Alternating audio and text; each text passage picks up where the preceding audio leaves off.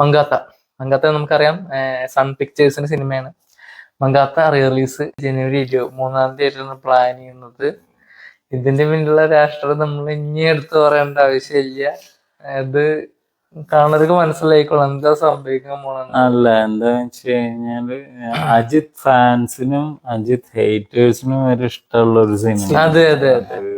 തിയേറ്ററിൽ ഇങ്ങനെ വിജയമായിട്ടുള്ള ഒരു സിനിമ, അതായത് അജിത്തിന്റെ കരിയറിൽ നോക്കുകയാണെങ്കിൽ അദ്ദേഹത്തിന്റെ 50ാമത്തെ പടം എന്നുള്ളത് ഭയങ്കര ഇമ്പോർട്ടന്റ് ആയിട്ടുള്ള ഒരു മൈൽ സ്റ്റോൺ മാതിരി അദ്ദേഹത്തിന്റെ കരിയറിലുള്ള സിനിമ.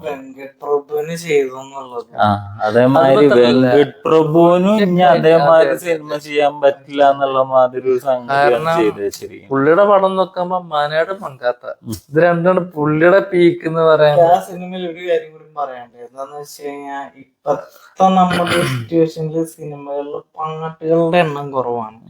ആ സിനിമ അത്ര എൻഗേജിങ് ആയിട്ട് പോയിക്കൊണ്ടിരിക്കുമ്പോ ഇഷ്ടം പോലെ സോങ്സ് ഉണ്ട് പടത്തിനകത്ത്. അതാ സിനിമയെ ഒരിക്കലും ബാധിക്കുന്നു. അതിന്റെ തീമായിരുന്നു കുറെ കാലം ഒരുപാട് പേര് റിംഗ് ടോൺ ആയിട്ട് പോയിക്കൊണ്ടിരുന്നു. യുവന്റെ പ്രൈമാണ് അത്. അപ്പോ നമ്മളെപ്പോഴും റിലീസ് തന്ന പോലെ മങ്കാത്ത റിലീസ് ഉണ്ട്.